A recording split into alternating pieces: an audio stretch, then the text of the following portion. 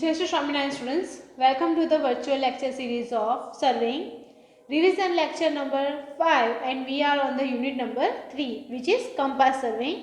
Let's see what kind of questions can be asked in unit number 3. Okay, तो पहला આપણે જોઈએ 1 and 2 marks questions. Okay, जो GTU ની અંદર ઓલરેડી પૂછાયેલા છે બરાબર. સો 1 અને 2 માર્ક્સના ક્વેશ્ચન જે છે જનરલી આ જ ચેપ્ટરમાંથી બહુ ઓછા વખત જીટીયુની અંદર પૂછાતા હોય છે, પણ જે પણ પૂછાય છે જનરલી શેના રિલેટેડ હોય છે તો કે ડેફિનેશન રિલેટેડ. દેટ મીન્સ તમારે કોઈ પણ બેરિંગ વિશે સમજાવવાનું હોય કે પછી ડિક્લેનેશન વિશે સમજાવવાનું હોય. અધરવાઇઝ તમને એક નાનો એક્ઝામ્પલ પણ પૂછી શકે છે. ઓકે, તો સૌથી પહેલાં આપણે લઈએ define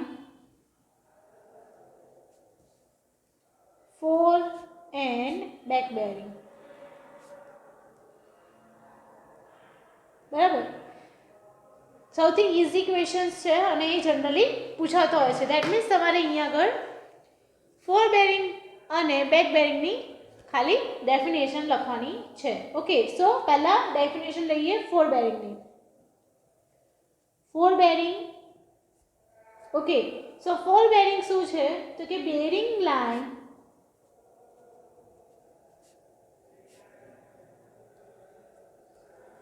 in the progress of survey is called forebearing.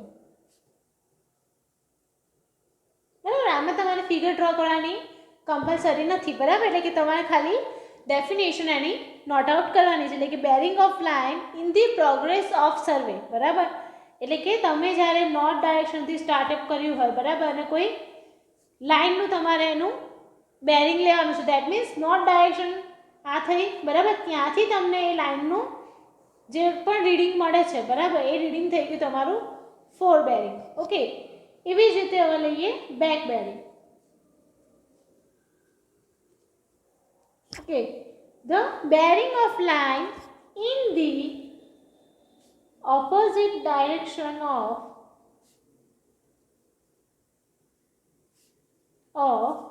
progress of survey.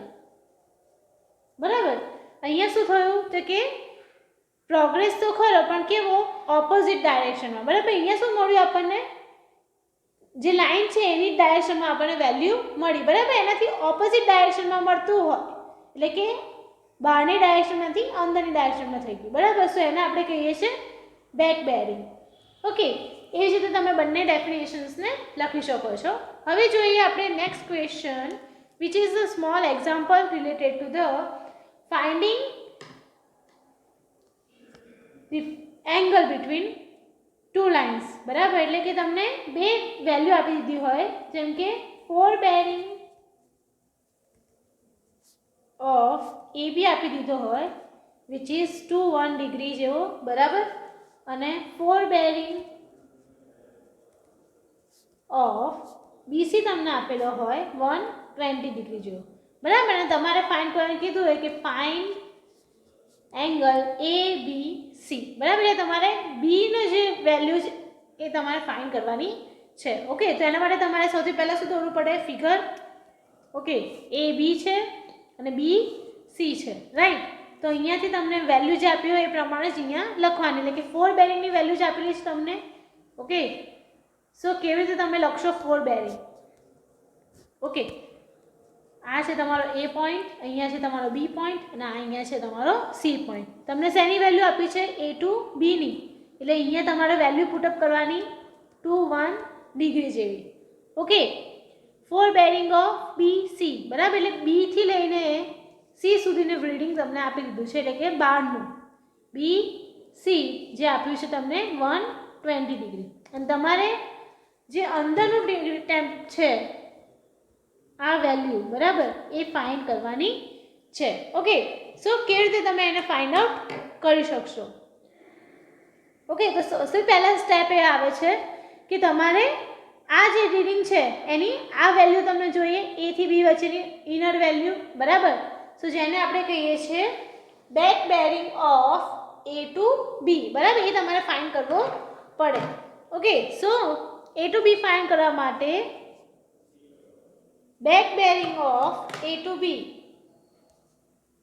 Back bearing of AB is equal to, બરાબર, આને શું કરવું પડે, 270 માંથી 210 માઇનસ કરવા પડશે, એટલે કે 270 માઇનસ 210, એટલે કે આપણને કેટલા મળશે વેલ્યુ, તો કે 60 ડિગ્રી જેટલી વેલ્યુ મળી.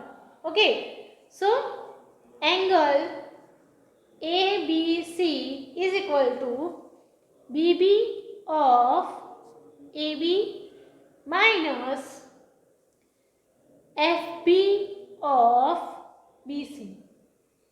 ઓકે, તમે FB ઓફ BC કરશો એટલે તમને એની વેલ્યુ મળી જશે. ઓકે, એટલે કે 60 માઇનસ 120. ઓકે, એટલે અહીંયા તમને જે પણ વેલ્યુ મળે એટલે કે 60 ડિગ્રી તમારો એંગલ અહીંયા આગળ થઈ ગયો ABC માટે. ઓકે, આ રીતે તમે બીજા રીડિંગ્સ પણ ફાઇન્ડ કરી શકો છો. નેક્સ્ટ આપણે જોઈએ, answer the following short questions.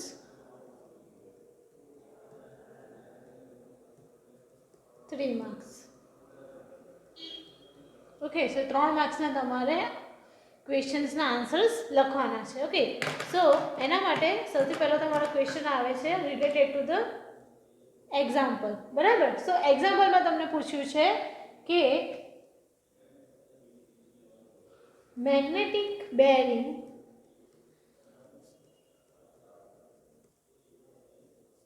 Of a survey line is south 28 degree 30 minute E. So calculate the true bearing if the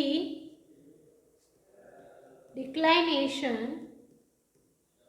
is 7 degree 30 minute west. બરાબર. સો તમને અહીંયા આગળ સાઉથથી ઈસ્ટનું મેગ્નેટિક બેરિંગ આપી દીધું છે, બરાબર, અને એના પરથી તમારે ફાઇન્ડ કરવાનું છે ઇન્ક્લાઇનેશન, બરાબર. ટ્રુ બેરિંગ માટે ફાઇન્ડ કરવાનું છે જો ઇન્ક્લાઇનેશન એનું 7 ડિગ્રી અને 30 વેસ્ટ આપેલું હોય ત્યારે. તો સૌથી પહેલાં શું કરવાનું છે, તમારે એની ફિગર ડ્રો કરવાની છે, બરાબર. સો ફિગરની અંદર એક તો પહેલાં તમારે નોર્થ ડાયરેક્શન ફિક્સ આઉટ કરવાની, દેટ મીન્સ હિયર, જેને આપણે કહીએ છીએ ટ્રુ મેગ્નેટ, બરાબર, અને અહીંયા આગળ છે MM, મેગ્નેટિક મેરિડિયન, બરાબર. આ જે થશે અહીંયા આગળ આ બંને વચ્ચેનું એંગલ એને આપણે કહીએ છીએ થીટા. ઓકે, હવે તમને કઈ કઈ વેલ્યુ આપેલી છે એ જોઈએ. નોર્થ, સાઉથ, બરાબર, અને અહીંયા આગળ ક્યાંક આપણે આપેલો છે બી, બીકોઝ આપણને સાઉથ ઈસ્ટની વેલ્યુ કીધી છે, બરાબર. સાઉથ ઈસ્ટમાં તમારો ક્યાંક છે પોઈન્ટ સી. ઓકે, તો અહીંયાથી તમારું થશે whole bearing up to B. Okay, અને બીજું એક બેરિંગ આવશે જે થશે ક્યાંથી, તો કે ડાયરેક્ટ આ પોઈન્ટથી. ઓકે, 2 પોઈન્ટ થઈ ગયા અને અહીંયા આપણે નોટેશન આપી દઈએ એ. ઓકે, અંદરવાળું જે છે એને કહીશું આપણે મેગ્નેટિક બેરિંગ. ઓકે, અને જે બહારનું છે એને કહીશું આપણે ટ્રુ બેરિંગ. ટ્રુ મેરિડિયનથી જે ડિસ્ટન્સ આપણે મેઝર કરે છે એંગલ એ થઈ ગયું આપણે ટ્રુ બેરિંગ, અને મેગ્નેટિક મેરિડિયનથી જે ફાઇન્ડ કરે છે એને આપણે કહીએ છીએ મેગ્નેટિક બેરિંગ, બરાબર. સો ડિક્લાઇનેશન ઇઝ ટુવર્ડ્સ આપણને કેટલું આપેલું છે theta W. Okay, towards west છે એટલા માટે આપણે કહીએ છીએ theta W 7 degree 30 minute. Okay, therefore true bearing is equal to magnetic, એટલે કે મેગ્નેટિક બેરિંગ છે, બરાબર, અંદરનું. ઓકે, એના માઇનસ આપણે શું કરવું પડે, તો કે ડિક્લાઇનેશન, આ જે થીટા છે એટલો માઇનસ કરવો પડે. Okay, magnetic bearing minus declination. Okay, this is the easiest example. એટલે કે તમને જે વેલ્યુ આપેલી હોય એમાંથી બીજી વેલ્યુ માઇનસ કરી નાખવાની છે. ઓકે, એટલે કે સાઉથ 28 ડિગ્રી 30 છે, બરાબર. તો એનું આપણે શું કરવું પડશે? કન્વર્ઝન ઇન્ટુ ધ ટ્રુ વેલ્યુમાં, બરાબર. તો એનું કન્વર્ઝન કરતાં આપણને વેલ્યુ મળે છે 15130 degree minus 7 degree 30 minute. Okay, એટલે આપણને વેલ્યુ મળી 144 ડિગ્રી. ઓકે, અને એના પછી તમે WCB પણ ફાઇન્ડ કરી શકો છો. WCB of line is equal to 180 minus 2830 minute, બરાબર. આપણે જે WCB અહીંયા લીધા મેગ્નેટિક બેરિંગના, કેવી રીતે આવે? તો કે 180 માઇનસ 28 ડિગ્રી 30 મિનિટ, એટલે કે 151 ડિગ્રી એન્ડ 30 મિનિટ. આવી રીતે તમે એને ફાઇન્ડ આઉટ કરી શકો છો. ઓકે, નેક્સ્ટ ક્વેશ્ચન આપણે જોઈએ. The second question is define magnetic declination,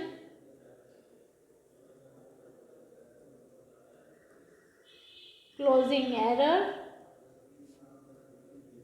and local attraction. બરાબર, 3 માર્ક્સની તમને 3 ડેફિનેશન લખવાની કીધી છે, બરાબર. સૌથી પહેલા આપણે લખી ડેફિનેશન મેગ્નેટિક ડિક્લાઇનેશનની, બરાબર. સો મેગ્નેટિક ડિક્લાઇનેશન કેવી રીતે લખી શકીએ છીએ આપણે? Okay, so may be defined as the angle made by the magnetic meridian. Defined as the angle made by magnetic meridian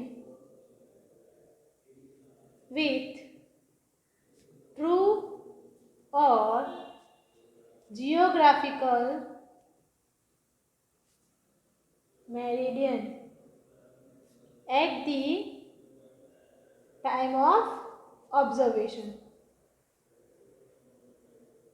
બરાબર, કે જ્યારે ઓબ્ઝર્વેશન કરવામાં આવે છે, તો હમણાં જ કીધું એમ, તો કે મેગ્નેટિક મેરિડિયન જે એંગલ બનાવે છે ટ્રુ મેરિડિયન સાથે, બરાબર.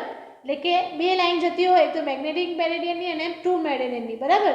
તે બંને વચ્ચેનો જે એંગલ બને છે એને આપણે કહીએ છીએ મેગ્નેટિક ડિક્લાઇનેશન, બરાબર, જેને આપણે થીટા વડે પણ નોટિફાય કરીએ છીએ. ઓકે, નેક્સ્ટ આપણે લઈએ definition closing એરરની.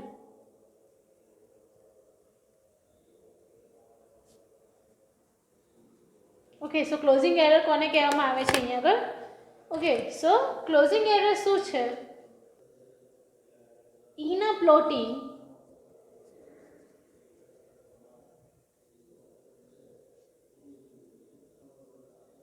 a closed traverse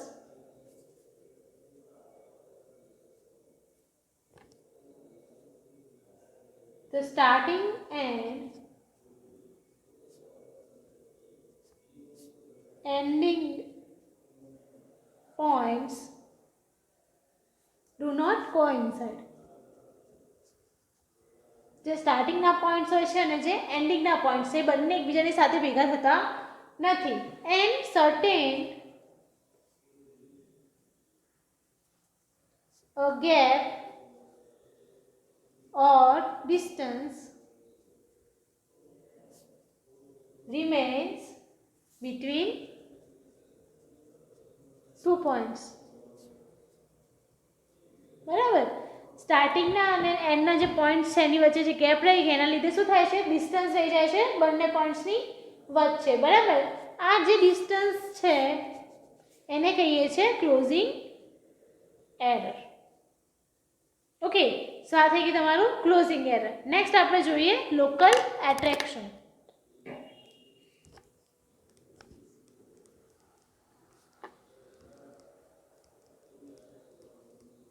okay, so local attraction એટલે શું?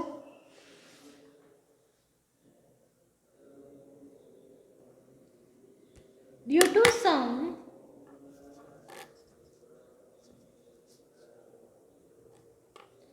magnetic materials,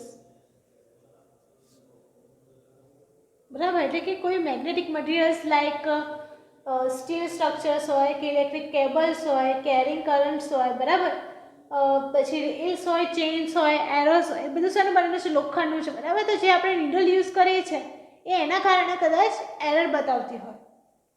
okay, so due to this magnetic materials, magnetic needle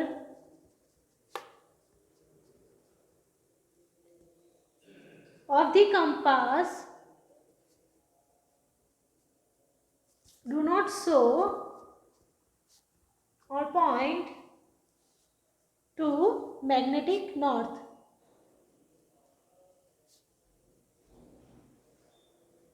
okay, so આના કારણે શું થાય છે? અહીંયા આગળ it is deflected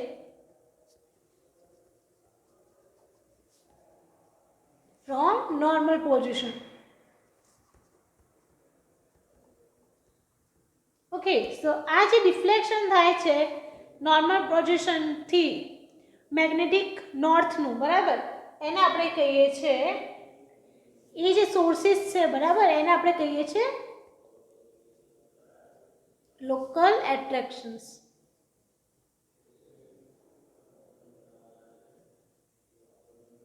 ઓકે, સો અહીંયા આગળ તમારું લોકલ એટ્રેક્શન એટલે શું થઈ ગયું? તો કે જેટલા પણ મેગ્નેટિક મટીરિયલ્સ મેં કીધું, બરાબર, એ બધા જ્યારે મેગ્નેટિક નીડલ્સના વેમાં આવે છે, બરાબર, તો મેગ્નેટિક કંપાસમાં એ શું કરે છે? પ્રોપર એનો પોઈન્ટ આઉટ કરતી નથી અને એના કારણે એરર રહી જાય છે, બરાબર. સો એ એરર જે રહી ગઈ એને આપણે કહીએ છીએ લોકલ એટ્રેક્શન્સ, બરાબર, જે સોર્સિસના કારણે એરર રહી જાય છે. નેક્સ્ટ આપણે જોઈએ IMP question of the lecture, which is temporary adjustments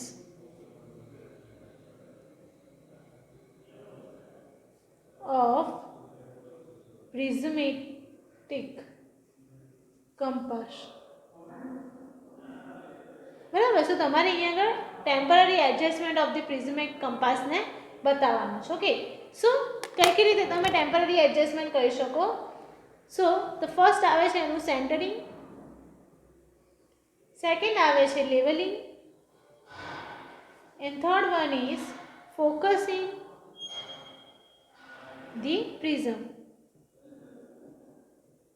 બરાબર, ત્રણ રીતે તમે કરી શકો છો, બરાબર. તો પહેલાં સેન્ટરિંગને તમારે સમજાવવાનું તો કે શું છે? તો keeping the instrument exactly over the station, બરાબર, એક્ઝેક્ટલી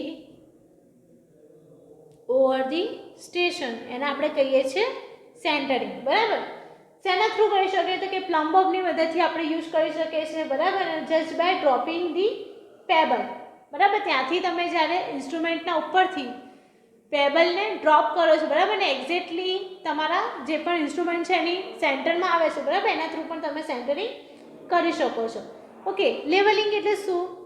તો કે generally tripod is provided with બોલ એન્ડ સોકેટ એરેન્જમેન્ટ, બરાબર. સો એ જે બોલ અને સોકેટની એરેન્જમેન્ટ છે એના થ્રુ તમે ટોપ ઓફ ધ બોક્સને શું કરી શકો છો? એક પર્ટિક્યુલરલી લેવલ એટલે કે સરફેસમાં લાવી શકો છો, બરાબર.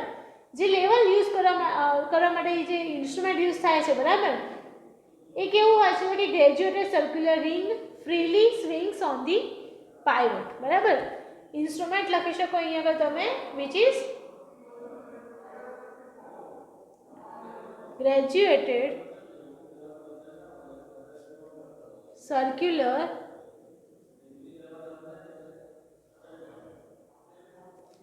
ring, બરાબર. એવી જ રીતે ફોકસિંગ ધી પ્રિઝમ જોઈએ. The prism attachment is slided up or down